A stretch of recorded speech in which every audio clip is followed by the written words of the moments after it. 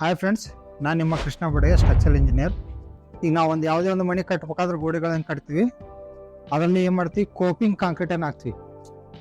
ಈ coping ಕಾಂಕ್ರೀಟಿನ importance ಏನು, ಅದ್ರದ್ದು ಅಡ್ವಾಂಟೇಜಸ್ ಏನು ಅನ್ನೋದನ್ನು ಇವತ್ತಿನ ಈ ವಿಡಿಯೋದಲ್ಲಿ ತಿಳಿದುಕೊಳ್ಳೋಣ.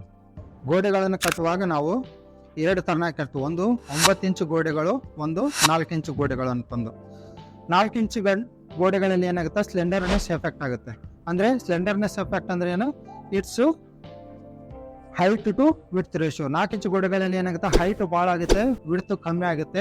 ಹಾಗೆ ಇದ್ರದ್ದು ಸ್ಲೆಂಡರ್ನೆಸ್ ಎಫೆಕ್ಟ್ ಆಗುತ್ತೆ. ಅದು ಸ್ಲೆಂಡರ್ನೆಸ್ ಎಫೆಕ್ಟ್ ಆಗೋದ್ರಲ್ಲಿಂದ ಏನಾಗುತ್ತೆ, ಗೋಡೆಗಳು ಸ್ಟೇಬಲ್ ಆಗಿರಂಗಿಲ್ಲ ಮತ್ತು ಸ್ಟ್ರಾಂಗ್ ಆಗಂಗಿಲ್ಲ. ಅದಕ್ಕಾಗಿ ನಾವು ಏನು ಮಾಡಬೇಕು ಅಂತಂದರೆ, ಎವ್ರಿ 2 ಫೂಟಿಗೆ 2 ಅಥವಾ 2.5 ಫೂಟಿಗೆ ಕೋಪಿಂಗ್ ಕಾಂಕ್ರೀಟನ್ನು ನಾವು ಹಾಕಬೇಕು. ಅದರಲ್ಲಿ ವಿತ್ ಬಾರ್ ಹಾಕಿದ್ರು ಚೆನ್ನಾಗಿರುತ್ತೆ. ಕೋಪಿಂಗ್ ಕಾಂಕ್ರೀಟನ್ನು ಎವ್ರಿ 2 ಅಥವಾ 2.5 ಫೂಟಿಗೆ ಹಾಕೊಂತ ಹೋಗಿ 7 ಫೂಟಿಗೆ ಒಂದು ಲಿಂಟಲ್ ಕಾಂಕ್ರೀಟ್ ಹಾಕಿಬಿಟ್ಟು ಆಮೇಲೆ ಸ್ಲ್ಯಾಬಿಗೆ ನಾವು ಟಚ್ ಮಾಡೋದ್ರಿಂದ ಗೋಡೆಗಳು ಸ್ಟ್ರಾಂಗ್ ಆಗಿರ್ತವೆ ಮತ್ತು ಸ್ಟೇಬಲ್ ಆಗಿರ್ತವೆ.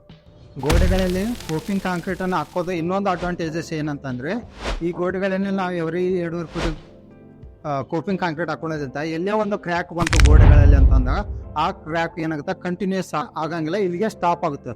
ಇದೊಂದು ಅಡ್ವಾಂಟೇಜು ಈ ಕೋಪಿಂಗ್ ಕಾಂಕ್ರೀಟ್ ಹಾಕೋದ್ರಲ್ಲಿಂತ.